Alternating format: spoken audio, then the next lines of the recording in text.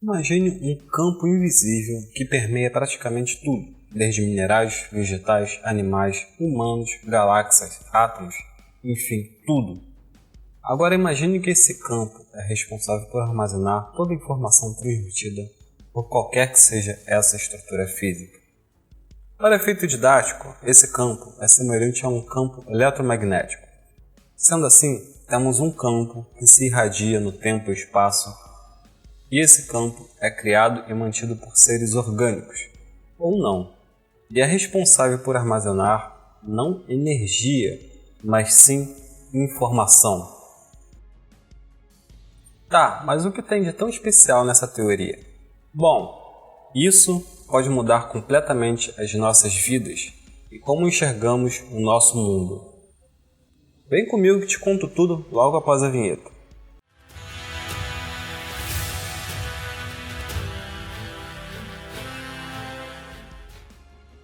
Saudações amigos e amigas, me chamo Bruno Ferreira e vocês estão no canal Consciências Livres. Sejam muito bem-vindos. Nesse vídeo vamos falar sobre uma teoria científica revolucionária que tem um potencial para mudar o mundo, a ressonância mórfica, uma teoria científica postulada por Rupert Sheldrake em seu livro Uma Nova Ciência para a Vida, de 1981. Vamos ilustrar a ideia proposta por Sheldrake com um experimento científico do 100º macaco, que aconteceu em uma ilha japonesa de Koshima na década de 50. Era uma vez duas ilhas habitadas pela mesma espécie de macaco, mas sem qualquer contato perceptível entre si. Um jovem símio da ilha A descobre uma maneira de lavar batatas doces, que lhe permite aproveitar as batatas sem a areia da praia. Um macaco jamais havia lavado batatas antes. Por imitação, o procedimento rapidamente se difunde entre os seus companheiros. Primeiro com os parentes, e depois com os macacos mais jovens. Levou cerca de 6 anos, de 1952 a 1958, para 99 macacos dominar a nova metodologia. Quando o 100º símio da ilha A aprende a técnica recém-descoberta, os macacos da ilha B começam espontaneamente a lavar as batatas da mesma maneira. Os cientistas observaram uma coisa surpreendente. O hábito de lavar as batatas doces havia atravessado o mar. Bandos de macacos de outras ilhas, além dos grupos do continente em Takasakayama, também começaram a lavar as suas batatas doces.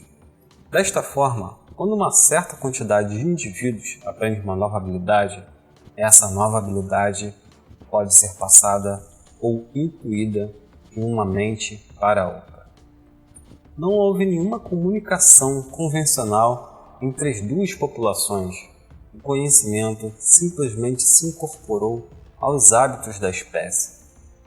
Mas isso pode ir além do tempo e espaço, ficando gravado até mesmo no DNA, sendo passado de geração para geração.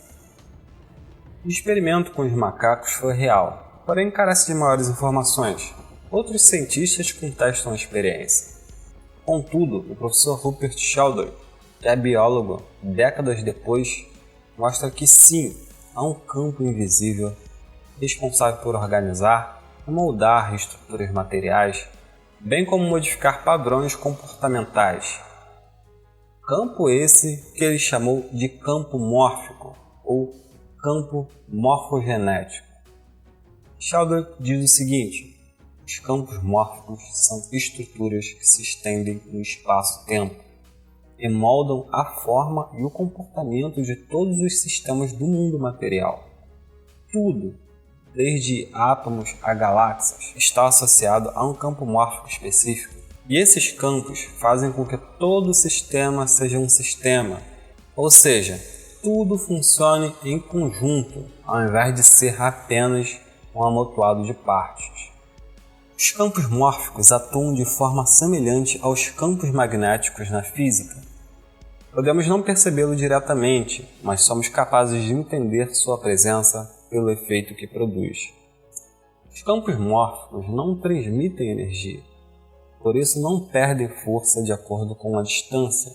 como os campos gravitacionais e eletromagnéticos, por exemplo, que é transmitido pelos campos mórficos. É informação, conhecimento que é adquirido e agregado a uma espécie de patrimônio coletivo que é compartilhado por todos os indivíduos do sistema.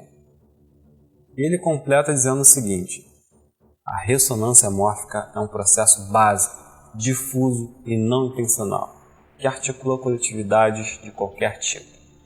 Sensacional, não? Nem todos ficaram tão entusiasmados com a nova descoberta.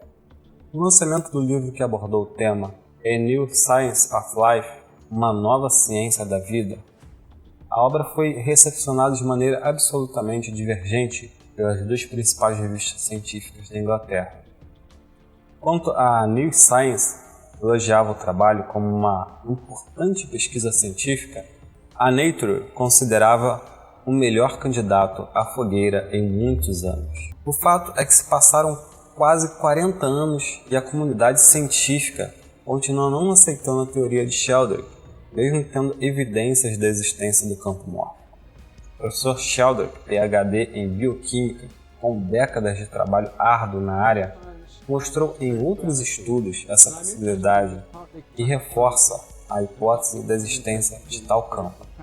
Por exemplo, quando uma nova substância química é sintetizada em laboratório, diz ele, não existe nenhum precedente que determine a maneira exata de como ela deverá cristalizar-se. Dependendo das características da molécula, várias formas de cristalização são possíveis, por acaso ou pela intervenção de fatores puramente circunstanciais. Uma dessas possibilidades se efetiva e a substância segue um padrão determinado de cristalização. Uma vez que isso ocorra, porém, um novo campo mórfico passa a existir. A partir de então, a ressonância mórfica, gerada pelos primeiros cristais, fazem com que a ocorrência do mesmo padrão de cristalização se torne mais provável em qualquer laboratório do mundo. Quanto mais vezes ele se efetivar, maior será a probabilidade de que aconteça novamente em experimentos futuros. Quer mais evidências? Que tal essa? Sheldrake fez alguns experimentos bem interessantes para comprovar sua teoria. Em 1983 foram aplicados testes em grupos na Europa, América e África. Os testes consistiam em duas ilustrações diferentes, e cada uma continha figuras ocultas a serem descobertas. Durante os testes, a figura 2 e sua resposta foram transmitidas pela TV, a fim de que uma grande quantidade de pessoas soubessem solucionar, sem que os participantes da pesquisa tivessem acesso. Verificou-se, então, que o índice de acerto na segunda amostra subiu 76% para a ilustração 2, contra apenas 9% para a ilustração 1. Para o biólogo, os experimentos comprovam que é mais fácil aprender o que outras pessoas já aprenderam. Indo além do aprendizado e citando o processo de diferenciação e especialização celular no desenvolvimento embrionário, Sheldrake questiona a visão reducionista da biologia, que atribui todas as façanhas do desenvolvimento humano ao DNA.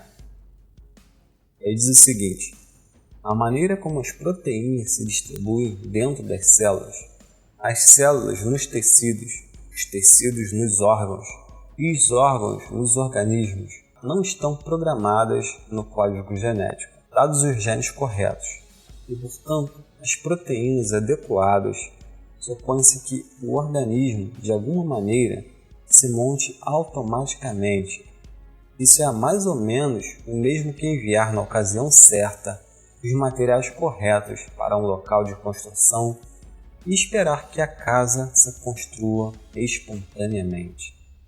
É interessante pensar nisso, amigos, pois, por exemplo, a semente de uma árvore pode conter toda a informação necessária para o desenvolvimento da árvore inteira. Será que isso seria devido somente ao DNA? Ou será que poderia existir um campo de informação de onde os dados sobre como a árvore deve se desenvolver é extraído pela semente. Quando Sheldon estava testando essas coisas, a informática estava apenas engatinhando, mas hoje em dia não é difícil imaginar que esse campo proposto por Sheldon seja real. Deve existir um campo onde absolutamente tudo fica armazenado. Bom, a internet e a computação podem ser uma analogia para isso. Por exemplo, temos um campo dentro de nossa casa que contém informação. Esse campo se chama rede Wi-Fi. Outro exemplo é a inteligência artificial. Cada vez que a máquina executa uma instrução para resolver determinado problema, ela aprende de maneira mais rápida como resolver aquele problema.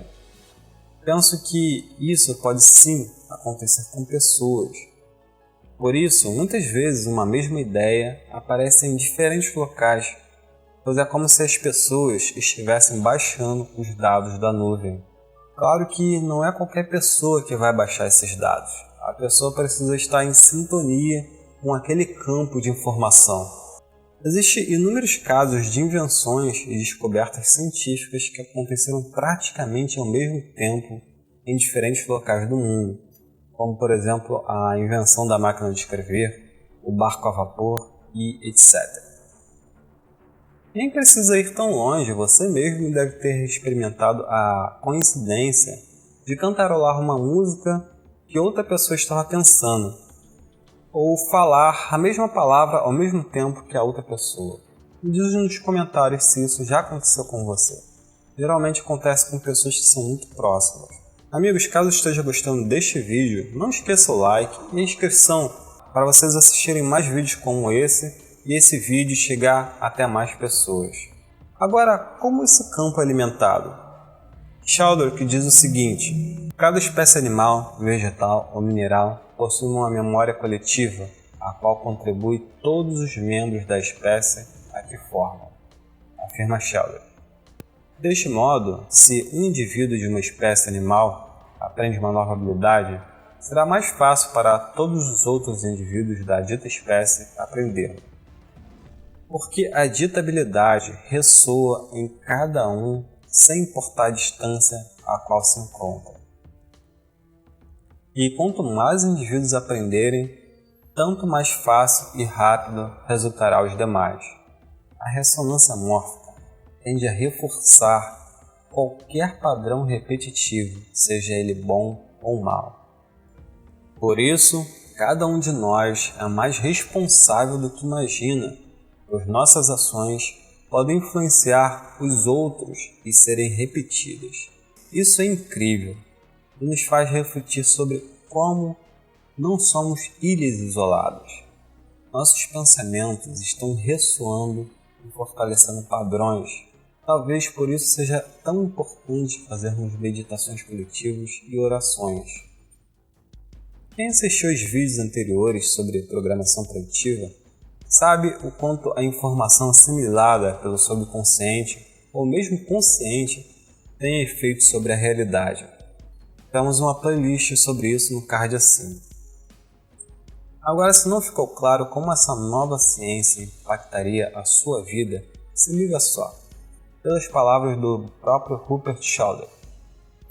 No aprendizado, se for definitivamente comprovado que os conteúdos mentais se transmitem imperceptivelmente de pessoa a pessoa, essa propriedade terá aplicações óbvias no domínio da educação. Métodos educacionais que realçam o processo de ressonância mórfica pode levar a uma notável aceleração do aprendizado. Agora, na psicologia, outra consequência ocorreria no campo da psicologia. Teorias psicológicas como a de Carl Jung e Stanislav Grof, que enfatizam as dimensões coletivas ou transpessoais da psique, receberiam um notável reforço em contraposição a um modelo reducionista de Sigmund Freud, e até mesmo na computação. Por exemplo, em computação quântica, cujo funcionamento comporta uma grande margem de indeterminação, seriam conectados por ressonância mórfica. produzindo sistemas em permanente transformação. Isso poderia tornar-se uma das tecnologias dominantes no novo milênio. Claro que, como é um novo campo de estudo, as possibilidades são muitas e poderia atingir a outras áreas. Mesmo com toda a dificuldade científica, a prática terapêutica da constelação familiar tem usado esses ensinamentos de uma forma muito eficiente, promovendo curas e beneficiando muita gente. Um campo de estudos como esse não é interessante para aqueles que comandam o jogo, pois se essa informação torna-se de conhecimento comum, todos saberiam que não há, de fato, indivíduos isolados, assim como os macacos da ilha japonesa não estavam. Todos nós compartilhamos do mesmo campo coletivo, onde a ação e os pensamentos de cada indivíduo são de extrema importância para a manutenção dos hábitos e costumes padronizados por aqueles que comandam o jogo há séculos. Desta forma, a humanidade é direcionada para propósitos fúteis, não edificantes moral e espiritualmente. Só que claro que toda moeda tem dois lados. Se existe um yin, também existe um yang. Da mesma forma que somos instigados pela agenda a continuarmos dormindo, também recebemos impulsos edificantes para o despertar. Lembre-se, a ressonância mórfica tende a fortalecer um padrão comportamental, seja ele para o bem ou para o mal. Tudo dependerá de você, com o que você se sintoniza. Quanto mais conteúdo positivo você se sintonizar, melhor será o seu campo e, consequentemente, melhor será a qualidade do campo coletivo. Sabendo disso tudo, claro que espero que você compartilhe, inscreva-se e dê like para ajudar na difusão do campo mórfico dos livros pensadores. Namastê, muita luz para todos e até a próxima.